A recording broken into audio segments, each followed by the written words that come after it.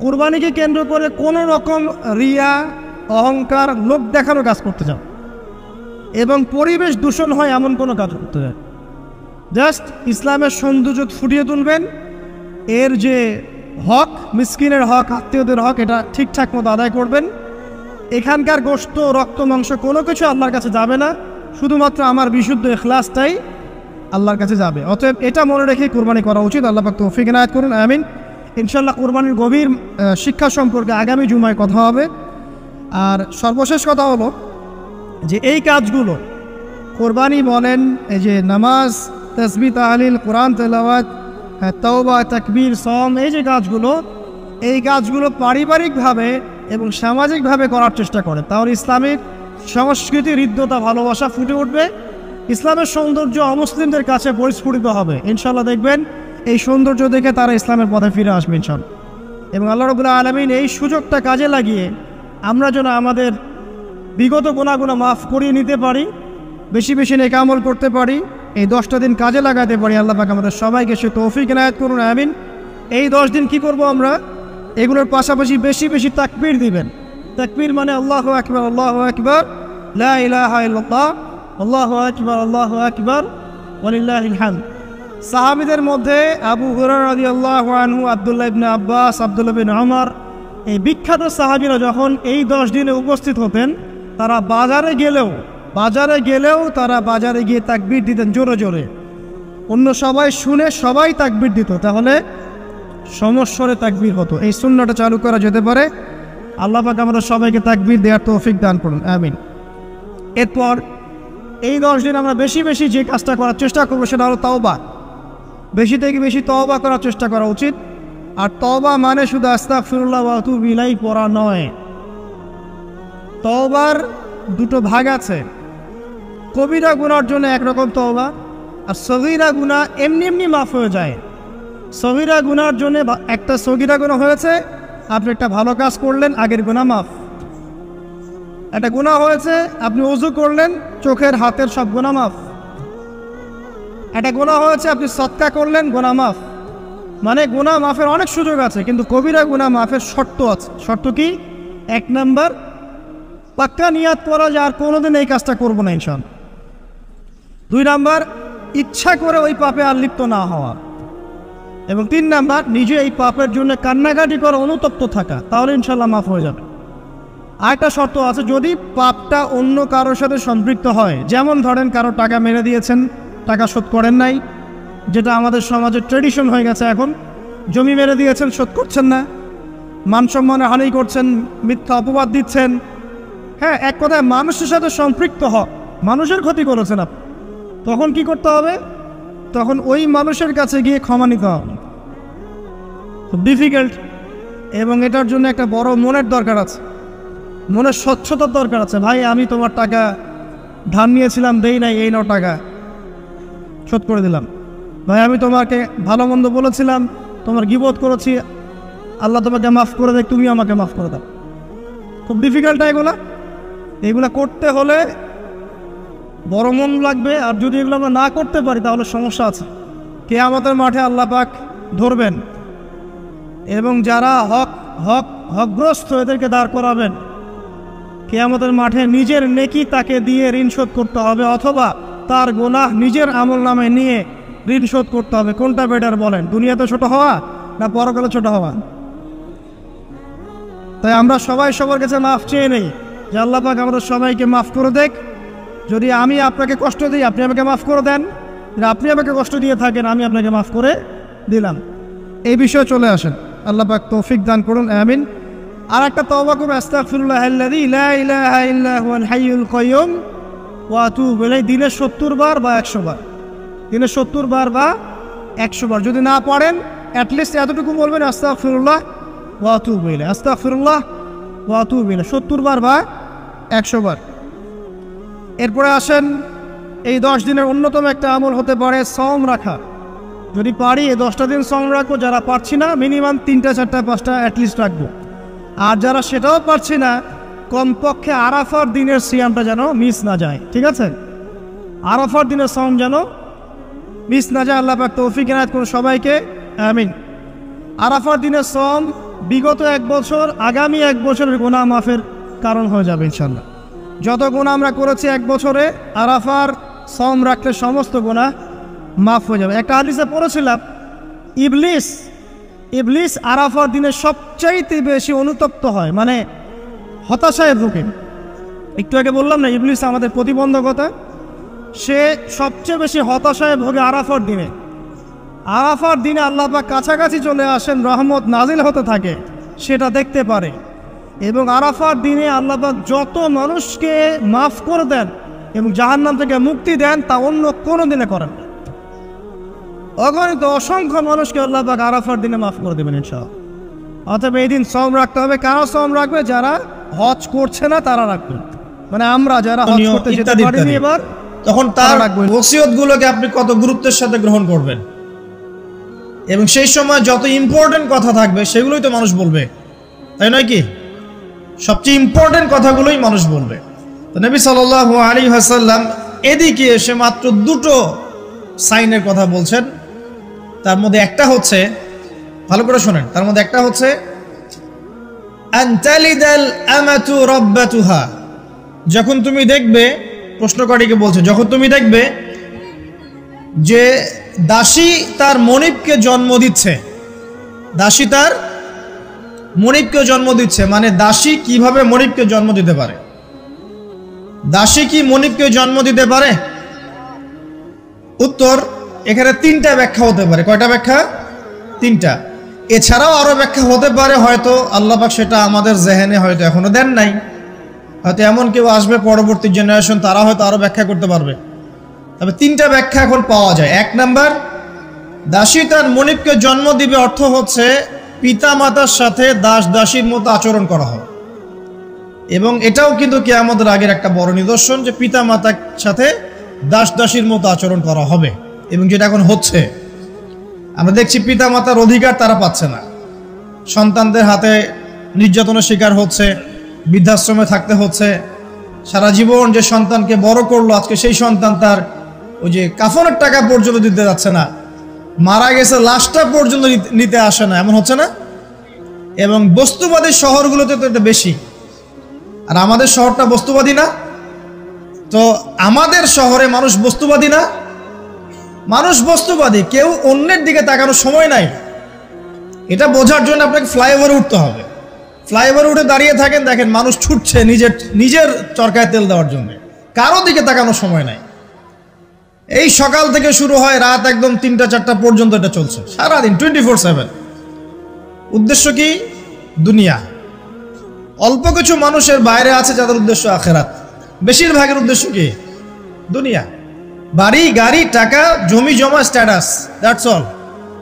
মানে মানুষের এই কনসেপ্টটাকে বলা হয় মেটেরিয়ালিজম। কি বলে?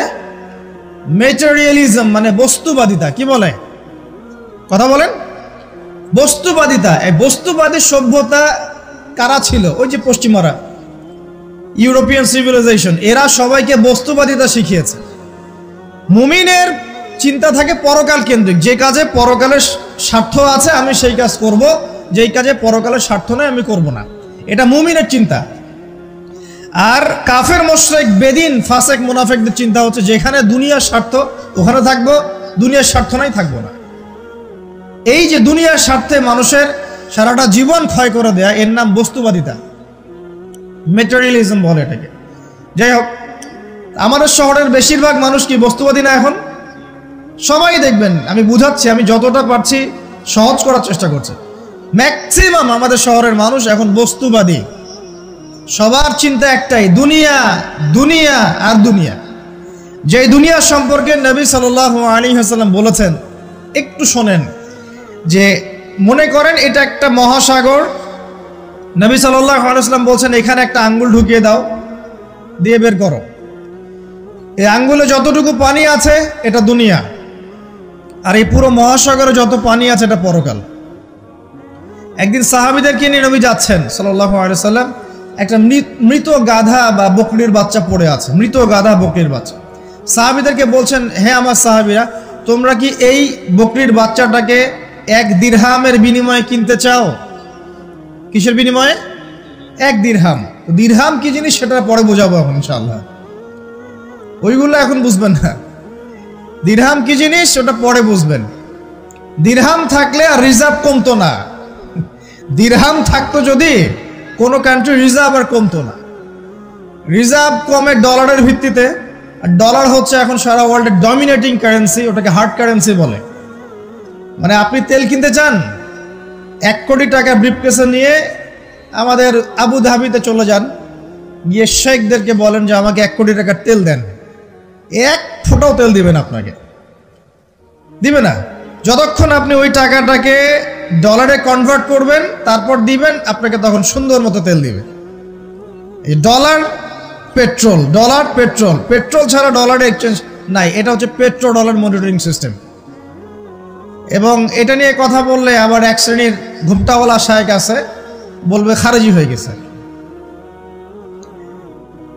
যাই হোক, এটা একটা জুলুম। কিরকম জুলুম? যে আপনি আপনার ইকোনমিক পুরো ব্যালেন্সটাকে ডলারের মানদণ্ডে যাচাই করতে হবে। আপনি যতই সমৃদ্ধশালী হন না কেন, আপনি ওই হার্ড কারেন্সিকে টেক্কা দিতে পারবেন না। আপনার কাছে গোল্ড আছে মনে করেন, সোনা, এখন সোনাটাকে আপনি যে ভাঙাবেন, ভাঙিয়ে যে মানে কান্ট্রির অন্যান্য ডেভেলপমেন্টের কাজে লাগাবেন, তার জন্য ডলারের সিঁড়ি পার হয়ে যেতে হবে আপনাকে। অথচ এই দিনার এবং দিরহাম রাসূল সাল্লাল্লাহু আলাইহি ওয়াসাল্লামের যুগের কারেন্সি ছিল, দিনার দিরহাম, যার ইন্ট্রিনসিক ভ্যালু বা অন্তর্নিহিত মান কখনো কমে যাবে না। দেখাচ্ছি, দাঁড়ান, আমি এমনি এমনি করে কথা বলি না। আসহাবুল কাহফ কত বছর ঘুমিয়েছিলেন বলেন? 309 বছর। 309 বছর। পকেটের মধ্যে কিছু কয়েন ছিল, সোনার আর রূপার কয়েন। এই এলাকা ছেড়ে চলে গেছে, গুহার মধ্যে ঘুমিয়েছে, রাত কাটাবে। আল্লাহ পাক ঘুম পাড়িয়ে রেখেছেন 309 বছর। 309 বছর ঘুম থেকে ওঠার পর তারা বলছে, কাম লাবিস্তুম, তোমরা কতদিন ঘুমিয়েছো? একজন বলছে লাবিস না ইয়াওমান আও বা'দা ইয়াওম, একদিন ঘুমিয়েছি বা একদিনের কিছু অংশ ঘুমিয়েছি। ঠিক আছে, ঘুম থেকে উঠেছে, এখন ক্ষুধার্ত আমরা, যাও এই মুদ্রাগুলো নিয়ে বাজারে যাও, বাজারে গিয়ে দেখো ফালয়ানজুর আইয়ুহা আসকা তুআমা, খেয়াল করে দেখো কোন খাবারটা উত্তম পবিত্র, ওটা নিয়ে আসো। তো 309 বছর একটা মুদ্রা নিয়ে ঘুমানোর পরেও মুদ্রার মান কমে যায়নি। ওই টাকা দিয়ে ঠিকই রুটি কেনা গেছে। কারণ আপনি আপনার কারেন্সিগুলো নিয়ে 309 বছর ঘুমানো লাগবে না, আপনি 10 বছর ঘুমান। 10 লাখ টাকা নিয়ে 10 বছর ঘুমান। 10 লাখ টাকার মান যদি 9 লাখ টাকায় না নেমে আনছে, তাহলে আমি নাম বদলাই ফেলাবো। এখন 1 লাখ, দাঁড়ান, ঠিক বলেন না, দাঁড়ান, বোঝেন আগে। এখন এই যে 1 লাখ টাকার মানটা হারালেন আপনি, 1 লাখ টাকার মানটা আপনি হারিয়ে ফেললেন, তো ওই 1 লাখ টাকা আর্ন করার জন্য আপনাকে শ্রম দিতে হয়নি? আপনার মাথার ঘাম পায়ে ফেলতে হয়েছে না? তাহলে আপনার শ্রমটা গেল কোথায়? তাহলে কেউ আপনার শ্রমটা লুটে পুটে খেয়ে ফেললো। যেহেতু আপনার কারেন্সির মানটা ডলার বেসড, এই কারণে ওই মনিটরিং সিস্টেম যারা চালায় ওরা আপনার এভাবে করে শ্রমটাকে সিজ করে ফেলে দেয়। আর আমি যদি আপনাকে আমার ফার্মে কাজ করাই, কাজ করিয়ে সারাদিন কাজ করানোর পরে আপনাকে কোনো পারিশ্রমিক না দেই, শ্রমের কোনো মূল্য না দেই, আপনি আমাকে জালেম বলবেন না? বলবেন কি না? ঠিক এই কারণে আমরা বলছি এই মনিটরিং সিস্টেমটাই জুলুম। আর নবীজি বলছে দিনারের কথা বলছেন, দিরহামের কথা বলছেন। এটা যদি আপনার পকেটে থাকতো 309 বছর কেন, 1000 বছর পর উঠলে ওটার মান সেটাই থাকবে, কমতো না। এই হলো ইসলামিক কারেন্সি। এটা নিয়ে কথা বললে আবার এক শ্রেণীর ঘুমটাওয়ালা শায়েখ আছে, কিছু সত্য কথা ওরা হজম করতে পারে না। তখন দেখা যায় যে একটা ফতোয়া দিবে, এ খারেজি হয়ে গেছে, ফাইজলামি পাইছে আর কি। কে খারেজি একটু বলে নেই। খারেজি আকীদাটা কি আসলে? খারেজি আকীদা হচ্ছে কোনো ব্যক্তি যদি অন্য কোনো মুসলমানকে যদি কবিরা গুনাহ করার কারণে কাফের মনে করে। কথা বোঝেন? আপনি সুদ খেয়েছেন বা ঘুষ খেয়েছেন বা জেনা করেছেন, এগুলো কবিরা গুনাহ। এখন আমি যদি বলি যে সুদ ঘুষ জেনা করার কারণে আপনি কাফের হয়ে গেছেন, আপনাকে হত্যা করা জায়েজ, তাহলে আমি খারেজি। বুঝতে পারছেন কথা? কিন্তু আমি কি কখনো এরকম করে কথা বলেছি? এই যে মনিটরিং সিস্টেম নিয়ে কথা বললাম, এর সাথে কবিরা গুনার কি সম্পর্ক আর খাওয়ারিজমের কি সম্পর্ক?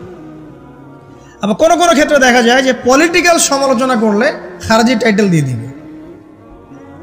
ওই যে বললাম, আমাদের শেখদের কাছে যান, মিডল ইস্টের, গিয়ে আপনি ইয়া দেন, টাকা দেন, তেল দিবে না, ডলার না দিলে বলবে এই যে এন্টি মিডল ইস্ট কথা বলেছে, অতএব সে খারিজ হয়ে গেছে। আমি আপনাকে একটা এক্সাম্পল দিই, শোনেন, বোঝেন কথাগুলো, বোঝেন। ইয়াজিদের নাম শুনেছেন? ইয়াজিদ ভালো শাসক ছিল না খারাপ শাসক ছিল?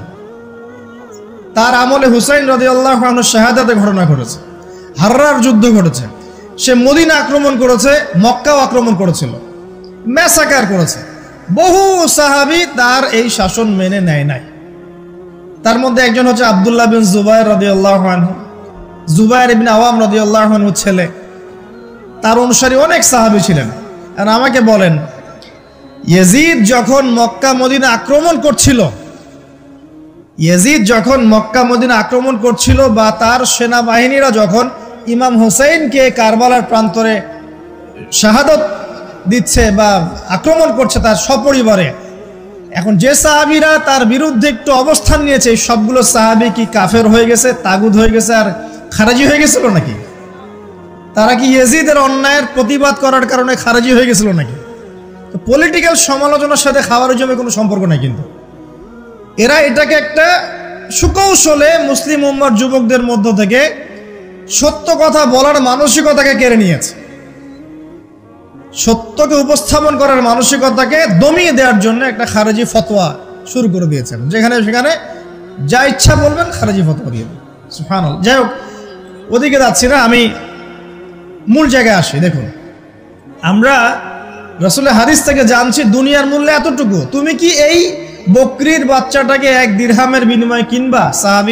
সাহাবীরা বলছেন 1 দিরহাম কেন ইয়া রাসূলুল্লাহ সাল্লাল্লাহু আলাইহি ওয়াসাল্লাম, বিনা মূল্যেও যদি আপনি আমাকে এটা দেন বা আমাকে এটা দেয়া হয়, আমি এটা কিনবো না। বিনা মূল্যেও যদি আমাকে এই মৃত বা এই পচা গলা এই গাধার বাচ্চা, বকরির বাচ্চাকে দেয়া হয়, আমি কিনবো না। নবী সাল্লাল্লাহু আলাইহি ওয়াসাল্লাম বলছেন এটাই হচ্ছে দুনিয়া।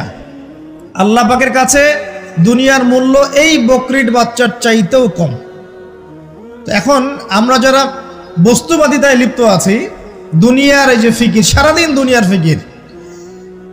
ফিকির মানুষকে এমনভাবে পেয়ে বসে না, মানুষ দুনিয়ার আলাপ ছাড়া কোনো কথাই বলতে চায় না। দেখবেন একজন আলেমের কাছে বসবেন, সে আপনাকে কোরআনের কথা বলবে, হাদিসের কথা বলবে। একজন দুনিয়াদার মানুষের পাশে বসবেন, 1 ঘন্টা বসে থাকলেও একটা কোরআনের কথা বলবে না, আর হাদিসের কথা মুখ থেকে বের হবে না। আর তার মাথাটা ফাংশন হয়ে গেছে দুনিয়া দিয়ে, ঠিক আছে?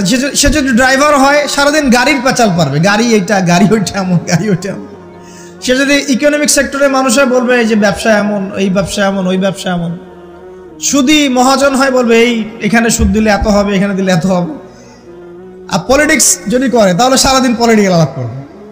দুনিয়ার সেক্টরে যারা পটু আর কি, দুনিয়ার ফাংশনটা মাথায় এমনভাবে ইনস্টল করা থাকে যে এটা ছাড়া অন্য কোনো কথা তার মুখ থেকে বের হবে না। নবী সাল্লাল্লাহু আলাইহি ওয়াসাল্লাম দুনিয়াকে এত তুচ্ছ করেছেন। এখন আমি আপনাকে বোঝাচ্ছিলাম যে আনতালিদা লামাতু রাব্বাতুহা, দাসী তার মনিবকে জন্ম দিবে, এর অর্থ একটা এই যে পিতামাতার সাথে এখন দাসীর মতো আচরণ করা হবে। সেটা কি হচ্ছে না বলেন? এটা যারা পিতামাতা হয়েছেন, বার্ধক্যে চলে গেছেন, তারা খুব ভালো করে জানেন যেই সন্তানের জন্য সারাটা জীবন তারা মাথার ঘাম পায়ে ফেললেন, এই সন্তান তার খোঁজ খবর পর্যন্ত নেয় না। এখন ব্রিটেন, অক্সফোর্ড, হার্ভার্ড থেকে পড়ে আসছে, ঢাকা বিশ্ববিদ্যালয় থেকে বড় বড় ডিগ্রি নিয়ে আসছে, তার বাবা এখন থাকে বৃদ্ধাশ্রমে। জাহাঙ্গীরনগর ইউনিভার্সিটির একজন প্রফেসর, তিনি বৃদ্ধাশ্রমে আছেন। একটা ভিডিও দেখলাম তার, তিনি বলছেন যে আমি আমার পরিবারের জন্য কি না করেছি, আজকে আমি এত বড় প্রফেসর হওয়ার পরে আমার শেষ জীবনটা এখানে কাটছে। মাঝে মাঝে এগুলো দেখলে মনে হয়, মনটা চায় যে আমরাও কিছু বৃদ্ধাশ্রম করি, যাদেরকে আল্লাহ পাক তৌফিক দিয়েছেন আপনারা করবেন। যদিও ইসলামে বৃদ্ধাশ্রমের কোনো জায়গা নাই, মায়ের পায়ের নিচেই সন্তানের বেহেশত, কিন্তু এখন পরিবেশ এত খারাপ যে কিছু কিছু বৃদ্ধাশ্রমের দরকার হয়ে পড়েছে। জাতীয় একটা দৈনিক পত্রিকা দেখলাম, তারা বলছে যে এখন বৃদ্ধাশ্রম সময়ের দাবি হয়ে গেছে, বৃদ্ধাশ্রম এখন সময়ের দাবি হয়ে গেছে। আপনাদের সামর্থ্য থাকলে আপনারা করবেন। শেষ জীবনটা যেন আমাদের এই বার্ধক্যে উপনীত হওয়া মায়েরা এবং বাবারা, তারা যেন আল্লাহর ইবাদত করে কাটাতে পারে এমন একটা পরিবেশ তৈরি করে দিবেন। টেনশন ফ্রি ভাবে তারা যেন 3 বেলা খায়, জিকির আজগার করে, তাসবিহ তাহলিল করে, কোরআন তেলাওয়াত করে, শেষ জীবনটা যেন ঈমান ইসলামের উপর থেকে মৃত্যুবরণ করতে পারে, এরকম একটা ব্যবস্থা করে দেন। ইনশাআল্লাহ বহুত নেকি হবে ইনশাআল্লাহ।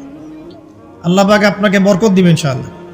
এটা একটা ব্যাখ্যা হতে পারে। সেকেন্ড ব্যাখ্যা হতে পারে এই, দাসী তার মনিবকে জন্ম দিবে অর্থ হচ্ছে এই যে সমাজের ন্যায় অন্যায় হক বাতিলের মানদণ্ড উল্টে যাবে। কারণ দাসী মনিবকে জন্ম দিতে পারে না, পারে?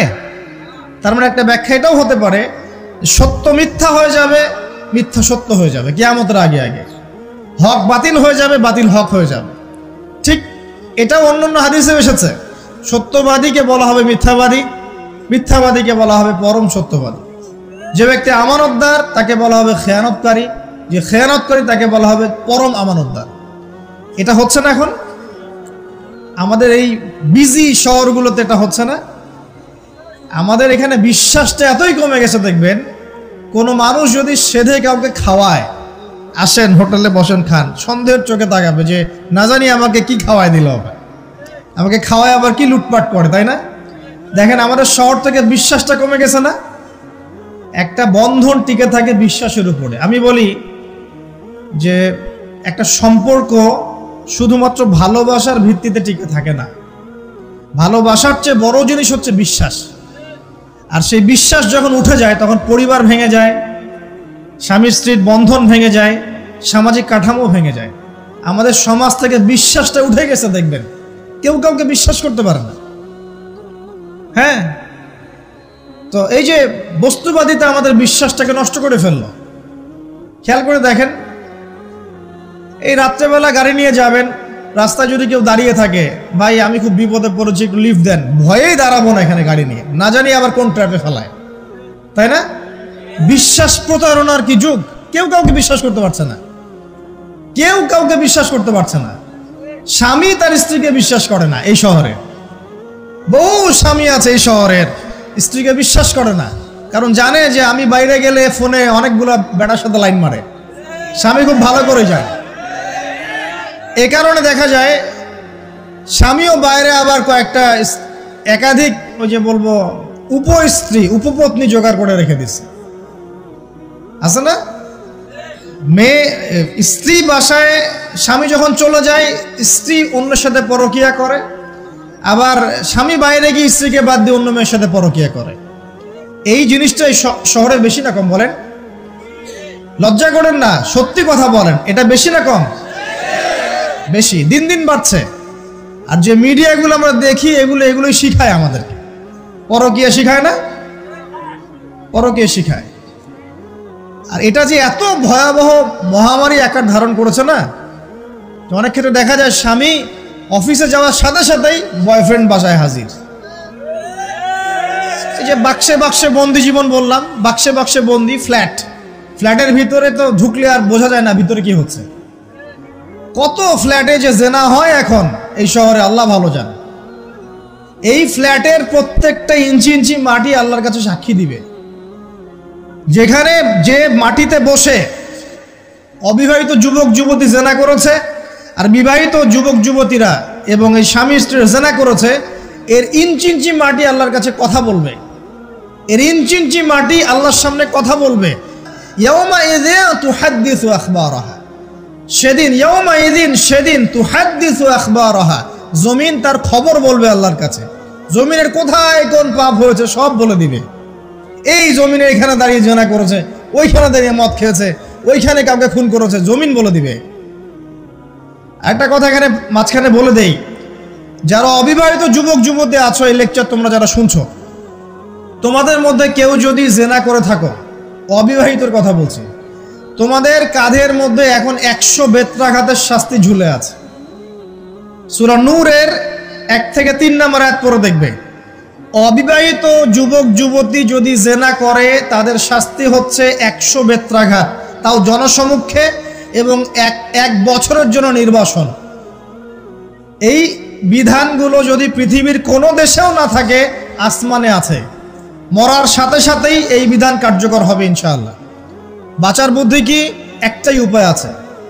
এই লেকচার কানে চলে গেছে, অনতি বিলম্বে অজু করবে, অজু করে খালেসভাবে রাতের শেষ রাতে জায়নামাজ বিছাবে, জায়নামাজ বিছিয়ে আল্লাহর সামনে দাঁড়িয়ে 2 রাকাত নামাজ পড়বে, পড়ে নিজের পাপের কথা স্মরণ করে চোখ দিয়ে দরদর করে পানি ফেলে দিবে, আল্লাহকে সেজদায় গিয়ে বলবে, আল্লাহ আমি জেনা করেছি, আমাকে মাফ করে দাও, আমার এই পাপের কথা কেউ জানে না, তুমি জানো, মাফ করে দাও।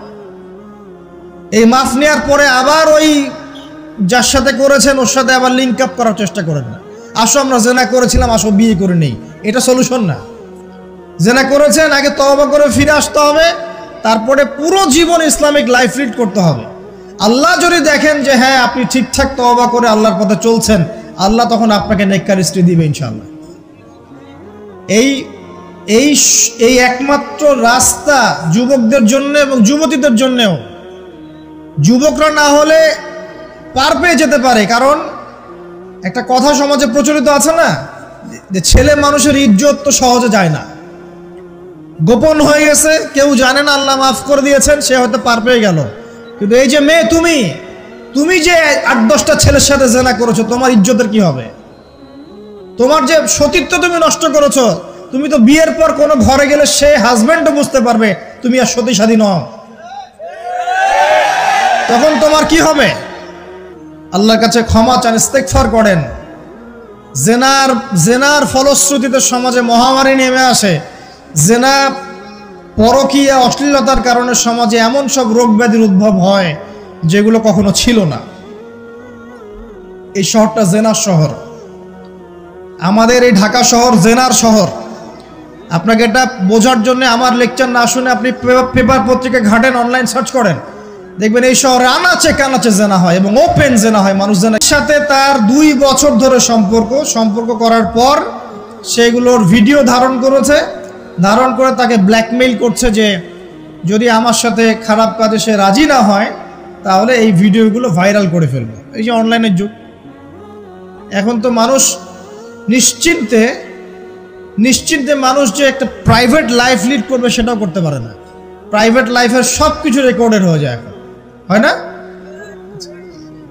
এটা একটা ফিতনা, মহা ফিতনা। এখন সে রেকর্ড করেছে, এইভাবে ব্ল্যাকমেইল করে এই শালীর সতীত্ব নষ্ট করলো 1 বছর 2 বছর না, 3 বছর ধরে। এখন এই মেয়ে প্রশ্ন করছে পেজের মধ্যে যে এখন তার মানসিক অবস্থা এতই খারাপ, সে জিজ্ঞাসা করছে আমি যদি আত্মহত্যা করি তাহলে আমার পাপ হবে কিনা। এই মেয়েটা যদি আপনার বোন হতো কি করতেন আপনি? আল্লাহ না করুক এই মেয়ে যদি কারো মেয়ে হতো তাহলে কি করতেন আপনি? আপনার কাছের কেউ হলে আপনি কি করতেন? এখানে ওই শাস্তিটা না বলে সামনে যেতে পারছি না। শোনেন, যারা বিবাহিত ব্যক্তি হওয়ার পরেও পরকীয়া করেছেন, বিবাহ করার পরেও পরকীয়ার পাপে লিপ্ত ছিলেন বা এখনো আছেন, জেনে হোক না জেনে হোক করেছেন, অথবা এটা জেনে করেছেন যে এটা একটা খারাপ কাজ তারপরেও করেছেন, রাসূলুল্লাহ সাল্লাল্লাহু আলাইহি ওয়াসাল্লামের হাদিস এবং আল্লাহ পাকের কালাম অনুযায়ী তাদের শাস্তি হচ্ছে কোমর পর্যন্ত মাটিতে পুঁতে ফেলে পাথর নিক্ষেপ করে রজম করে হত্যা করা। ইসলামিক যদি কোনো রাষ্ট্র থাকতো বা এটা যদি হতো, বা এটা যদি ইমামুল মাহদির যুগ হতো বা ওমর রাদিয়াল্লাহু আনহুর যুগ হতো, তাহলে এই শাস্তির বাইরে আপনি চলতে পারতেন না যদি এটা প্রমাণ হতো। এই শাস্তি যদি দুনিয়াতে কার্যকর নাও হয়, আপনি যদি তওবা না করে মারা যান তাহলে কিয়ামতের মাঠে এই শাস্তি আপনি ভোগ করবেন। খুব মজা লাগছে পরকীয়া করতে। সকালে একটার সাথে, দুপুরে একটার সাথে, আজকে একজনের সাথে রাত কাটান, কালকে আরেকজনের সাথে রাত কাটান, তো মজা পাচ্ছেন। রাত্রেবেলা মদ খান আর হোটেলে রাত কাটান, সকালবেলা আবার অফিসে যান। আমাদের শহরের এগুলা কালচার কোত্থেকে আসলো? এই শহরকে পবিত্র করবে কে এবং এই শহরের আসল রূপগুলো স্পষ্ট করবে কারা? খুব মজা পাচ্ছেন এগুলোতে। সুবহানাল্লাহ। একটা বিষয় বুঝাই, ইসলামে কেসাস আছে, কেসাস। মনে করেন আমাকে কেউ হত্যা করেছে, আপনি তাকে হত্যা করতে পারবেন। মনে করেন আপনি কাউকে হত্যা করেছেন, ঠিক আমাদের লজের মধ্যে কেউ যদি কাউকে হত্যা করে তাকে ফাঁসি দেওয়া হয় না, এরকমই কেউ যদি কাউকে হত্যা করে, ইসলামের বিধান কেসাস করা, মানে হাতের বদলে হাত, চোখের বদলে চোখ, কানের বদলে কান, নাকের বদলে নাক, জানের বদলে জান, যদি প্রমাণ হয়। কিন্তু এখানেও হত্যাকারীর বাঁচার সুযোগ আছে। কিরকম? মনে করেন আপনি আমার পরিবারের কাউকে হত্যা করেছেন, আল্লাহ না করুক, এখন আপনি এসে আমাকে ক্ষমা চাচ্ছেন যে আমার ভুল হয়ে গেছে, আমি রক্তপণ দিব, আমাকে মাফ করে দেন। এখন আমাদের পরিবারে কি আপনাকে বললো ঠিক আছে আপনাকে মাফ করে দিলাম, আপনার কেসাস করার দরকার নেই, আপনি রক্তপণ দিয়ে দেন, তাহলে আপনি বেঁচে থাকার সুযোগ পেলেন। কথা বুঝতে পারছেন? একটা হচ্ছে মুরতাদ। মনে করেন কেউ ইসলামের কিছু বিষয়কে অস্বীকার করেছে, তাকে জেলখানায় বন্দি করে রাখা হবে, সুযোগ দেওয়া হবে যে আপনি কি এগুলো জেনে শুনে বলেছেন নাকি এর উপর অটল থাকবেন না ফিরে আসবেন। সে যদি বলে না আমি তওবা করলাম, আমি এগুলো থেকে ফিরে আসলাম, ও বেঁচে থাকার অধিকার পেয়ে গেল। কিন্তু বিবাহিত ব্যক্তি যারা ব্যভিচার করেছে, বিবাহিত ছেলে বা মেয়ে ব্যভিচার করেছে, তওবা করে যদি ফিরেও আসে, রজমের শাস্তি থেকে বাঁচার কোনো সুযোগ নেই। বুঝতে পারছি না? একজন মহিলার কথা বলি তাহলে বুঝতে পারবেন। এটা একজন মহিলা সাহাবীর ক্ষেত্রেও হয়েছে, একজন পুরুষ সাহাবীর ক্ষেত্রেও হয়েছে। আচ্ছা, পুরুষ সাহাবীর কথা বাদ দিয়ে মহিলা সাহাবীর কথাটা বলি। মহিলা সাহাবী এসেছেন, এসে নবীজিকে বলছেন ইয়া রাসূলুল্লাহ তাহিরনি, আমাকে পবিত্র করুন, আমি একটা অন্যায় করেছি, আমি বিশাল একটা অন্যায় করেছি। নবী সাল্লাল্লাহু আলাইহি ওয়াসাল্লাম বলছে কি করেছো তুমি? তখন সে বলছে আমি জিনা করেছি। নবী সাল্লাল্লাহু আলাইহি ওয়াসাল্লাম বলছেন বাসায় যাও, বাসায় গিয়ে আল্লাহর কাছে তওবা করো, আল্লাহ পাক মাফ করে দিবেন। নবীজি এটাকে হাইড করতে চাচ্ছেন, কারণ কি যখন আপনি কেস আদালতে নিয়ে যাবেন তখন তো উপায় নাই, আপনাকে তো বিচার করতেই হবে। তুমি বাসায় ফিরে যাও, তওবা করো, আল্লাহ মাফ করে দিবেন। সে মহিলা নাছোড়বান্দা, না আমার বিচার করে দেন, আমার বিচার করে দেন, পরকালে আমি শাস্তি পেতে চাই না, দুনিয়াতে আমার বিচার করে দেন। নবী সাল্লাল্লাহু আলাইহি ওয়াসাল্লাম বলছে তুমি কি গর্ভবতী হয়েছো? হ্যাঁ, জেনার কারণে আমি গর্ভবতী হয়ে গেছি। এরকম হচ্ছে না এখন? আর যে অ্যাবর্শন করছে না ওই যে ক্লিনিকে গিয়ে, এটাও ট্রেন্ড হয়ে গেছে, হইল, সমস্যা কোথায়? কি এমন হয়েছে? আমার কি কেরিয়ার নষ্ট হয়ে গেছে? ফ্যামিনিস্ট নোংরামে কোথাকার। তারপরে এই মেয়ে বলছে হ্যাঁ আমি গর্ভবতী হয়েছি ইয়া রাসূলুল্লাহ। নবী সাল্লাল্লাহু আলাইহি ওয়াসাল্লাম বলছেন বাসায় ফিরে যাও, সন্তান যখন খালাস হবে তারপরে এসো বিচার করে দেব। 9 থেকে 10 মাস সে এই সন্তানকে গর্ভে ধরলো, ধরার পরে সন্তান যখন খালাস হয়ে গেল, সে নবীর কাছে এসে সন্তান কোলে নিয়ে নবজাতক, ইয়া রাসূলুল্লাহ সাল্লাল্লাহু আলাইহি ওয়াসাল্লাম দরুদ পড়বেন, আমাকে পবিত্র করে দিন, আমার সন্তান হয়ে গেছে এখন। নবী সাল্লাল্লাহু আলাইহি ওয়াসাল্লাম বলছেন সন্তান কি দুধ খাচ্ছে? হ্যাঁ দুধ খাচ্ছে। তাহলে তুমি তাকে দুধ পান করাও। কত বছর দুধ পান করাতে হয়? 2 বছর। 2 বছর দুধ পান করাও, দুধ পান করা শেষ হবে তারপরে এসে তোমার বিচার করে দেব। এবার 2 বছর দুধ পান করানোর পর এই মহিলা এসেছে, সন্তানের হাতে একটা রুটি, নবীজিকে বলছেন ইয়া রাসূলুল্লাহ সাল্লাল্লাহু আলাইহি ওয়াসাল্লাম আমার সন্তান এখন রুটি খেতে পারে, আমার সন্তান এখন রুটি খেতে পারে, আমার বিচার করে দিন। তখন নবী সাল্লাল্লাহু আলাইহি ওয়াসাল্লাম বলছেন সাহাবীরা তোমাদের মধ্যে কেউ কি আছো এই সন্তানের দায়িত্ব নিবে? একজন আনসার সাহাবী বলছেন আমি দায়িত্ব নিব। তখন এই আনসার সাহাবীর কোলে নবী সাল্লাল্লাহু আলাইহি ওয়াসাল্লাম এই বাচ্চাকে তুলে দিলেন। তুলে দেওয়ার পর খালিদ বিন ওয়ালিদ রাদিয়াল্লাহু আনহু অন্যান্য সাহাবীদেরকে বললেন যাও এই মহিলাকে নিয়ে যাও, কোমর পর্যন্ত গেড়ে দিয়ে রজম করে হত্যা করো। এবার এই মহিলাকে নিয়ে যাওয়া হচ্ছে, একটা কথা বানিয়ে বলছি না, এই আপনার আলেম ওলামা যারা আছেন জিজ্ঞাসা করবেন কওমি মাদ্রাসার। এই মহিলাকে নিয়ে যাওয়া হচ্ছে, মহিলাকে পাথর নিক্ষেপ করা হচ্ছে। পাথর নিক্ষেপ করার মধ্যে খালিদ বিন ওয়ালিদ রাদিয়াল্লাহু আনহুর পাথরও ছিল। খালিদ বিন ওয়ালিদ রাদিয়াল্লাহু আনহু নাম শুনেছেন না? বীর সাহাবী, তিনি পাথর নিক্ষেপ করেছেন একটা। এই পাথরের আঘাতে ওই মহিলার কোন একটা জায়গায় লেগেছে, গায়ের লেগে রক্ত বের হয়ে গেছে, রক্তের ছিটাটা তার গায়ের এই যে কাপড় এসে পড়েছে। কাপড় এসে পড়ার সাথে সাথে খালিদ বিন ওয়ালিদ রাদিয়াল্লাহু আনহু বলছেন ছি ছি ছি ছি ছি, আমার গায়ের মধ্যে এরকম নোংরা ব্যভিচারী মহিলার একটা রক্ত পড়লো কিভাবে? এরকম একটা তাচ্ছিল্যের কথা বলেছেন। তখন নবী সাল্লাল্লাহু আলাইহি ওয়াসাল্লাম বলছেন হে খালিদ তুমি থামো, হে খালিদ তুমি চুপ করো, তুমি জানো এই মহিলা এই 2 বছরে 3 বছরে এত তওবা করেছে আল্লাহর কাছে, এই সমস্ত তওবা যদি মদিনাবাসীর মধ্যে বন্টন করে দেওয়া হয় তবুও কম হয়ে যাবে। আর আমি এখন দেখছি এই মহিলা জান্নাতে সাঁতার কাটছে। আমি বুঝাতে পারছি না আপনাকে প্রিয় বোন, প্রিয় ভাই, যারা বিবাহিত হয়ে ব্যভিচার করছেন, জিনা করছেন, তিনি তওবা করেছিলেন, তওবা করেছেন, আল্লাহ পাক মাফও করে দিয়েছেন, জান্নাতে চলে গেছেন, কিন্তু পৃথিবীতে তার শাস্তি কায়েম করা হয়েছে। বিবাহিত ব্যক্তি ব্যভিচার করে ফেললে তার পৃথিবীতে বেঁচে থাকার অধিকার সে হারিয়ে ফেলে। আর এই পাপটাকে আমাদের সমাজে এত সহজ বানিয়ে দেওয়া হয়েছে, যে যার সাথে ইচ্ছা পরকীয়া করতে পারে। মেয়েও করছে, ভাবিও করছে, শালিও করে, দুলাভাইও করে, সবাই আমরা পরকীয়া করতে যাচ্ছি।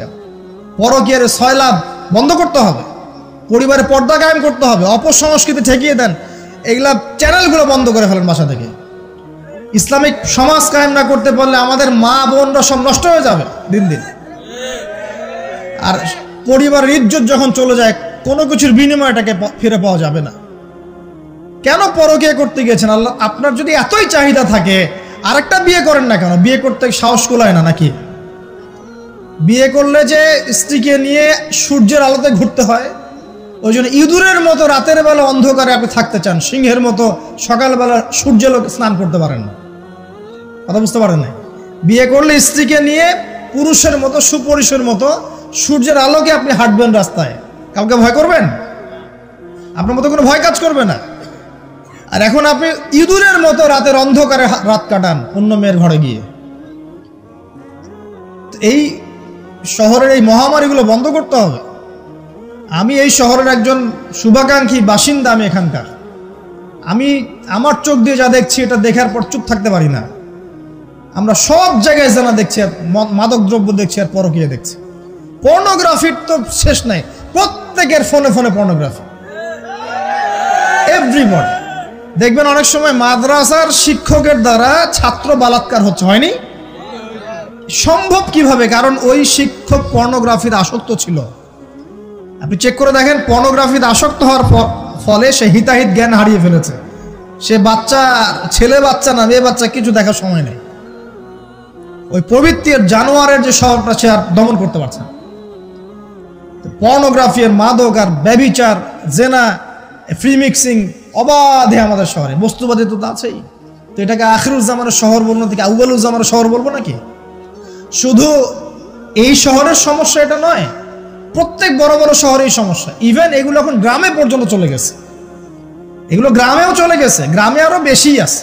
দেখবেন শহরের ছেলেরা তো জিন্স আর টি শার্ট পরা মেয়েদেরকে দেখে অভ্যস্ত না, এরা না একটু কন্ট্রোল করতে পারে। আর যখন একটা গ্রামের ছেলে পর্নোগ্রাফি দেখবে, সে তো আর নিজেকে কন্ট্রোল করতে পারে না। বুঝতে পারছেন না? আমাদের শপিং মলগুলোতে গেলে আমরা দেখি টি শার্ট আর গেঞ্জি পরা মেয়ে ঘুরছে, তাই না? এটা দেখতে দেখতে অভ্যস্ত আমরা, এই জন্য আমরা কন্ট্রোল করতে পারি কিছুটা হলেও, তাই না ছেলেরা? কিন্তু গ্রামের ছেলে মেয়ে যারা, তারা কিন্তু পর্ন দেখলে আর কন্ট্রোল করতে পারে না। এবং গ্রামে ধর্ষণ দিন দিন বাড়ছে, day by day, day by day. এই সমস্যাগুলো বড় বড় প্রত্যেক বিগ সিটিজ এন্ড টাউনে এই সমস্যা, একই সমস্যা। এগুলো ছড়ালো কারা? ওই পশ্চিমাদের থেকে এই সমস্ত বিশ্বে এগুলো ছড়িয়ে গেছে। এরা এমন একটা সভ্যতা যারা প্রত্যেকটা পাপকে গ্লোবালাইজেশন করে দিয়েছে। সুদ খেয়েছে, সারা বিশ্বে ছড়িয়ে দিয়েছে। মদ খেয়েছে, সারা বিশ্বে ছড়িয়ে দিয়েছে। জেনা করেছে, সারা বিশ্বে ছড়িয়ে দিয়েছে। ফ্যামিলিস্ট রেভলিউশন সারা বিশ্বে ছড়িয়ে দিয়েছে। ব্যাংকিং, সুদভিত্তিক ব্যাংকিং সিস্টেম সারা বিশ্বে ছড়িয়ে দিয়েছে। প্রত্যেকটা সমস্যা দেখবেন ওখান থেকে সারা বিশ্বে ছড়িয়ে গেছে। আর আমরা মনে করি ওরাই নাকি মানবতার মুক্তির পথ দেখাবে। সুবহানাল্লাহ। ওরা তো ছেলে ছেলে বিয়ে করে। যে সম্প্রদায় ছেলে ছেলে বিয়ে করে, ও আমাকে ভালো মন্দ শিখাবে? ওখানে তো একটা প্রত্যেক 10 সেকেন্ডে একটা করে মেয়ে রেপ হয় আফ্রিকান কন্টিনেন্টে। জার্মানির, আমি পর্নোগ্রাফির একটা লেকচার দিয়েছি, দেখবেন নীল দর্পণ, ওখানে সব ডিটেলস দিয়েছে। জার্মানি, ব্রিটেন বলেন, আমেরিকা বলেন, এই প্রত্যেকটা কান্ট্রির মধ্যে প্রত্যেক মিনিটেই একটা করে মেয়ে ধর্ষণের শিকার হচ্ছে। ওরা আমাকে শিখাবে নারীর স্বাধীনতা, অধিকার? আমার কাছে কোরআন এবং সুন্নাহ আছে, রাসূল আছেন, আমার কাছে আল্লাহ আছেন। এগুলোকে বাদ দিয়ে তোমার কথা শুনতে হবে আমাকে? এরা আমাদেরকে বাঁচাবে না, বরং এরা সারা বিশ্বে ইয়াজুজ মাজুজের মতো ফিতনার ফাসাদ সৃষ্টি করে বেড়াচ্ছে। আসুন, একটা ব্যাখ্যানে অনেক কথা হয়ে গেল। আল্লাহর ওয়াস্তে যুবক যুবতী যারা আছো, লেকচার যদি কানে যাবে, আজকেই জেনা থেকে তওবা করতে হবে। জেনার ধার কাছে যাওয়া যাবে না। হালালভাবে বিয়ে করো। যদি তোমার খুব যৌন চাহিদা থাকে, তোমার অনেক চাহিদা, তোমার অনেক সম্পত্তি আছে, ব্যালেন্স করতে পারে, একাধিক বিয়ে করো, কি সমস্যা? পরকীয়া করতে যাচ্ছেন কি জন্য? করবেন না। আর হালাল উপার্জনের সোর্স হয়ে গেছে, অবিবাহিত থাকার দরকার নাই, বিয়ে করে ফেলেন। বিয়ে আপনার জীবনটাকে সুশৃঙ্খলতা নিয়ে আসবে। আমি গার্ডিয়ানদেরকে রিকোয়েস্ট করবো যে বিয়েটাকে সহজ করে দেন, কঠিন জটিল করেন না, জেনা বাড়তে থাকবে। না হলে যে সন্তান, যে ছেলেটাকে মেয়েটাকে ছোট মনে করছেন না, ছোট নাই, সে অলরেডি 4-5 ঘাটের পানি খেয়ে আসছে। দেখবেন আপনারা পরিসংখ্যান দেখেন, বাংলাদেশের ইয়াং ইউথ জেনারেশন যারা আছে এদের মধ্যে ম্যাক্সিমামই বিবাহ বহির্ভূত সম্পর্ক স্বাদ পেয়ে গেছে অলরেডি। স্কুল কলেজ পাশ করেনি এখন পর্যন্ত যৌন সম্পর্ক করে বসে আছে। আর ছোট ছোট মেয়েগুলোকে ছোট মনে হয়, বদের হাড্ডি সবগুলো। সব জায়গায় দেখবেন এরা বেশি বদের হাড্ডি। কেন বলছি জানেন? এরা ছেলেদেরকে সিডিউস করে, ভালো মেয়ে কোথায় খুঁজে পাবেন এখন? খুব রেয়ার, খুব ডিফিকাল্ট, খুবই ডিফিকাল্ট। অতএব বিয়েটাকে সহজ করেন, জেনাটাকে বন্ধ করেন, পরকীয়া রাস্তা বন্ধ করেন। এগুলো শাস্তি দুনিয়াতে না পেলেও পরকালে পেতে হবে। কিন্তু রাসূলুল্লাহ সাল্লাল্লাহু আলাইহি ওয়াসাল্লাম মেরাজের রাতে গিয়ে দেখে এসেছেন যে একটা চুলা দেখেছেন, চুলা তন্দুর চুলার মতো, নিচের দিকটা ফাঁপা, উপরের দিকটা সরু, আগুন জ্বলছে দাউ দাউ করে, এক শ্রেণীর মানুষকে পোড়ানো হচ্ছে। আগুন যখন ফ্লো বাড়ছে, মানুষ উপরে আসছে, ফ্লো কমছে, নিচে নামছে, এভাবে আর কি। রাসূলুল্লাহ সাল্লাল্লাহু আলাইহি ওয়াসাল্লাম জিজ্ঞাসা করলেন, ইয়া জিবরিল, এরা কারা? জিবরাইল আলাইহিস সালাম বলছে, এরা আপনার উম্মতের সেই সব ব্যক্তি যারা জেনার পাপে লিপ্ত ছিল, এবং তাদের এই আযাব থেকে এত দুর্গন্ধ বের হচ্ছে কল্পনা করতে পারবেন না। আরেক শ্রেণীর লোককে দেখেছেন, সামনে এই যে ভালো গোশত, পাশে খারাপ পচা গোশত, বসে বসে পচা গোশত খাচ্ছে, ভালো গোশত খাচ্ছে না। শাস্তি হচ্ছে কবরে, বারজাখের জগতে। নবী জিজ্ঞাসা করছেন, এরা কারা? জিবরাইল আলাইহিস সালাম বলছে, এরা হচ্ছে আপনার উম্মতের সেই সব ব্যক্তি যাদের ঘরে পবিত্র স্বামী ছিল, পবিত্র স্ত্রী ছিল, তাদের সাথে সন্তুষ্ট না থেকে তারা পরকীয়া করেছে। আল্লাহ পাক আমাদের শহরটাকে হেফাজত করুন। আমি এখানে একটাই সলিউশন, ইসলামিক অনুশাসন, আদারওয়াইজ অন্য কোনো সলিউশন নাই। কতক্ষণ ভালো থাকবেন আপনি? চতুর্দিক থেকে আপনাকে জেনায় উদ্বুদ্ধ করা হচ্ছে। আপনি অনলাইনে ঢোকেন, এই যে ফোনটা নেন, ফেসবুকে ঢোকেন, ইউটিউবে ঢোকেন, খালি জেনা আর জেনা। মানে জেনাটাকে এমনভাবে দেখানো হয় যে কি যে মজার একটা বিষয়, কি যে মজা একটা। অথচ জানেন জেনার মধ্যে যার্রা পরিমাণ কোনো সুখ নাই।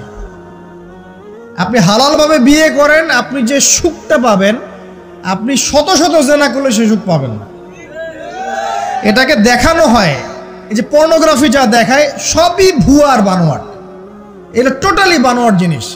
শুটিং আছে না, শুটিং, ওই যে নায়ক নায়িকা নাচানাচি করে, শ্যুট করে না, ঠিক সেম ভাবে এটাকে শ্যুট করা হয়। এগুলো শুটিং, জাস্ট, আর কিছু না। তো কেন ছড়িয়ে দেওয়া হলো? কারণ মুসলিমদের ঈমান, তাদের তাকওয়া, তাদের কলবের যে নূর, এটাকে নষ্ট করার জন্য। কারণ মুসলিম যুবকরা যদি ইসলামের আলোয় উদ্ভাসিত হয়, তাদেরকে ঠেকানো এত সহজ নয়। তাদের দ্বারা ইনশাআল্লাহ দেশ, জাতি এবং উম্মার খেদমত হবে। এই কারণে তারা সুকৌশলে এটা করেছে। আসেন, অনেক লম্বা না করে আমি ফিনিশিংয়ের দিকে টানছি এখন এদিক থেকে। দ্বিতীয় ব্যাখ্যা এটা হতে পারে যে সমাজে ন্যায় অন্যায়, হক বাতিলের মানদণ্ডই কি হবে? উল্টে যাবে। উল্টে গেছে কিনা? মানুষ এখন মিথ্যাবাদীকে সত্যবাদী মনে করে কিনা? এবং ওয়ার্ল্ডে যত বড় বড় মিথ্যা নিউজগুলো হয়, সবাই এগুলোকে সত্য মনে করে না। আর সত্য নিউজগুলোকে মানুষ মিথ্যা মনে করে। আমানতদার একটা ব্যক্তি বলে যে চরম খেয়ানতকারী ব্যক্তি বলে আমানতদার। যার চরিত্র দেখবেন সবচেয়ে খারাপ, ওকে বলছে একেবারে কি চরিত্র, মহান চরিত্র অধিকারী। আর সবচেয়ে উন্নত চরিত্র অধিকারী নবী সাল্লাল্লাহু আলাইহি ওয়াসাল্লামকে মানুষ গালি দেয়, তাই না? তো দেখেন মানদণ্ড উল্টে গেছে। আর একটা ব্যাখ্যা বলছি এই হাদিসের শব্দটার, আনতালিদ আলামাতু রাব্বাতুহা। হ্যাঁ, সত্যি সত্যি দাসী মনিবকে জন্ম দিতে পারে, এটা বোঝার জন্য এই যুগটাই সবচেয়ে উৎকৃষ্ট। কিভাবে জন্ম দিতে পারে দেখুন, একটু মনোযোগ দেন। ফেমিনিস্ট রেভলিউশনের কারণে বহু মেয়ে বাইরের সভ্যতা, যারা এইসব কান্ট্রিতে না, বাইরের কান্ট্রিগুলোতে বাচ্চা কাচ্চা নেওয়ার সময় পায় না। ফেমিনিস্ট রেভলিউশনের কারণে বহু মেয়ে বাচ্চা কাচ্চা নেওয়ার সময় পায় না। বাচ্চা নিবে কিভাবে? এখন সন্তান তো দরকার। তখন কি করে? মধ্যবিত্ত, নিম্ন মধ্যবিত্ত কান্ট্রিগুলো থেকে কিছু মেয়েকে হায়ার করা হয়। তাদের যে গর্ভটা, এটাকে হায়ার করা হয় যে তোমার গর্ভে আমার স্পার্ম ইনজেক্ট করা হবে এবং 9 মাস সেখানে সন্তানটা হবে। তারপর সন্তান জন্ম দিয়ে তুমি তোমার অনারিয়াম নিয়ে চলে যাবে। মনে করেন, বুঝাচ্ছি, মনে করেন আমেরিকার একটা কাপল, ওদের তো মেয়েদের বাচ্চা কাচ্চা নেওয়ার সময় নাই। প্রোগ্রেস, এগিয়ে যাওয়া, ইজ্জতও থাকে না, 10-15 বছরের মধ্যেই সারা জীবন এভাবেই তারা চলে। 10টা 20টা জেনা হয়, এগুলো কোনো বিষয় না। ডিভোর্স তো সকালে বিয়ে হলে বিকেলে ডিভোর্স হয়, বাচ্চা কাচ্চা নেওয়ার ফুরসত নাই। এখন আমেরিকান এক মেয়ে ধরেন, এক ছেলে ধরেন একটা শ্রীলঙ্কার কোনো মেয়ের গর্ভ ভাড়া করেছে। এখন গর্ভের সন্তান হলো, সন্তান জন্ম দেওয়ার পরে এই সন্তানটা নিয়ে তাকে তার অনারিয়াম দেওয়া হচ্ছে $10,000-20,000 নিয়ে সে বাচ্চাটা দিয়ে দিল। এই যে বাচ্চাটা যে হলো, এই বাচ্চাটা হচ্ছে মনিবের, আর এই মেয়েটা হচ্ছে এখানে দাসী। এই যে দাসী তার মনিবকে জন্ম দিল কি দিল না? বুঝতে পারছেন না কথা মনে হয়? এই ব্যাখ্যাটা আজকে থেকে 30-40 বছর আগেও করা যেত না, এখন 30-40 বছরের মধ্যেই ব্যাখ্যাটা করা যায়। ইসলাম এভাবেই চিরপ্রাচীন, চির নতুন, চির আধুনিক। কথা বুঝতে পারছেন? অতএব এটা একটা আলামত, নবীজি বলেছেন যে দাসী তার মনিবকে জন্ম দিবে। আরেকটা আলামত বলেছেন, এটা ব্যাখ্যা করে আমি শেষ করছি। দেখুন কোন হাদিসে কথা বলছি। ওই যে ব্যক্তি আসলো সাদা কাপড় পরে, 4টা প্রশ্ন করলো, তার মধ্যে শেষ প্রশ্ন হচ্ছে কিয়ামত কবে হবে? নবীজি বলছেন আমি তো জানি না, কারণ এক্স্যাক্টলি কোন ডেটা হবে আমরা কেউ জানি না। প্রশ্ন করে উত্তরদাতার জ্ঞান সমান। আলামত বলে দেন, প্রথম আলামত বললেন এটা। সেকেন্ড আলামত কি বলছেন খুব ভালো করে শোনো। দ্বিতীয় আলামত বলছেন ওয়ান তারাল, যখন তুমি দেখবে ওয়ান তারাল হুফাতাল উরাতাল আলাতা রিয়াশাই ইয়াতাতাওয়ালুনা ফিল বুনিয়ান, এরকম 5টা শব্দ। যখন তুমি দেখবে সমাজের সবচেয়ে নিম্ন শ্রেণীর, বিনা কাপড়ের, বিনা জুতার, মানে কাপড় কেনার টাকা নাই, জুতা পরার টাকা নাই, নগ্ন পদের, নগ্ন দেখে, রিয়াশাই মানে হচ্ছে এই রাখাল শ্রেণীর মানুষ। এই শ্রেণীর মানুষরা যখন ইয়াতাতাওয়ালুনা ফিল বুনিয়ান, উঁচু উঁচু অট্টালিকা নির্মাণের প্রতিযোগিতা করবে, তখন তুমি কিয়ামতের অপেক্ষা করতে থাকো। জীবনের শেষের দিকের হাদিসে মাত্র 2টো আলামত, তার মধ্যে ওই একটা ব্যাখ্যা করলাম, আর এই যে একটা। আর আপনি বলেন বিগত 200 বছর আগের বিশ্বের দিকে তাকিয়ে দেখবেন, বড় বড় শহরগুলোতে উঁচু উঁচু বিল্ডিং নির্মাণের প্রতিযোগিতা ছিল কি না? ছিল কি না? এই ব্রিটিশ পিরিয়ডেও কি ছিল কি না? পাকিস্তান পিরিয়ডেও ছিল কি না? লাস্ট 50-100 বছর আপনি দেখবেন যে উঁচু উঁচু বিল্ডিং নির্মাণের একটা প্রতিযোগিতা চলছে, কে কার চেয়ে উঁচু করতে পারে। ঠিক এই যুগের কথাই নবীজি বলেছেন, এই যুগ যখন চোখের সামনে দেখতে পারবে, ফান্তাজির সা, কিয়ামতের অপেক্ষা করো। যখন আমরা উপর থেকে ল্যান্ড করি শহরে, আমরা দেখি যে ইয়াতাতাওয়ালুনা ফিল বুনিয়ান, এই উঁচু উঁচু অট্টালিকা নির্মাণের প্রতিযোগিতা চলছে বাক্সে বাক্সে বন্দি জীবনে। তো কিভাবে সম্ভব? প্রশ্ন এখন একটা আপনার কাছে আমার, কিভাবে সম্ভব? সমাজের সবচেয়ে নিম্ন শ্রেণীর মানুষ, রাখাল শ্রেণীর মানুষ, গায়ে কাপড় নাই, স্যান্ডেল নাই, কিভাবে পড়বে সে? উত্তর দেন, কিভাবে সম্ভব? উত্তর 2টো। এক, সুদের মধ্য দিয়ে সম্ভব। সুদের মধ্য দিয়ে সম্ভব সবচেয়ে দরিদ্র মানুষের বিল্ডিং নির্মাণের প্রতিযোগিতা সম্ভব। সেকেন্ডটা হচ্ছে অন্যের সম্পদ আত্মসাৎ এবং করাপশন, এর মধ্য দিয়ে সম্ভব এটা করা। এবং এই জিনিসগুলোও শেষ জামানার আলামত। শেষ জামানার সুদ র্যাপিডলি বাড়তে থাকবে। একটা ব্যক্তি খুঁজে পাওয়া যাবে না মনে হয় যার গায়ে সুদের ছিটাফোঁটা গিয়ে লাগবে না। এই যে আমি বসে আছি, মনে করছেন আমি সুদ খাই না, বা আপনি খাচ্ছেন না। আপনি না খেলেও, প্রত্যক্ষভাবে না খেলেও পরোক্ষভাবে ঠিকই খাচ্ছেন।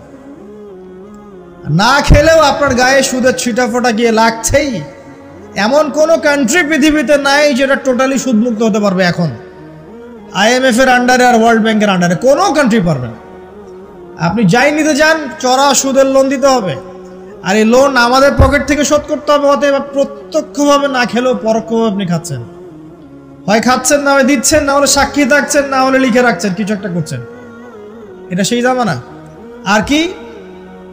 করাপশন, অন্যের সম্পদ আত্মসাতের এই যে একটা প্রতিযোগিতা চলছে আমাদের অন্যায়ভাবে, এর মধ্য দিয়ে সম্ভব এই নিচু শ্রেণীর মানুষের অট্টালিকা নির্মাণের প্রতিযোগিতা। প্রিয় ভাইয়েরা, রাত অনেক গভীর হয়েছে, আর দীর্ঘ লম্বা করছি না, একটু কনক্লুশনের দিকে আসি, একটু মনোযোগ দেন। দেখুন, আলামাতুস সাআ নিয়ে পড়াশোনা করুন, পাশাপাশি কোরআন হাদিস পড়বেন অবশ্যই, এর পাশাপাশি ইকোনমিক্স পড়েন, ওয়ার্ল্ড অ্যাফেয়ার্স বোঝেন, হিস্ট্রি পড়েন, এগুলোকে কম্বাইন্ড করে আপনি দেখবেন যে আপনার বাহ্যিক চোখ অভ্যন্তরীণ চোখ খুলে যাবে ইনশাআল্লাহ। তো আপনি বুঝতে পারবেন যে এখনকার সময় আর 100 বছর আগের সময় সেম না। এখন বহু কিছু দেখা যাচ্ছে যেগুলো আগে দেখা যেত না।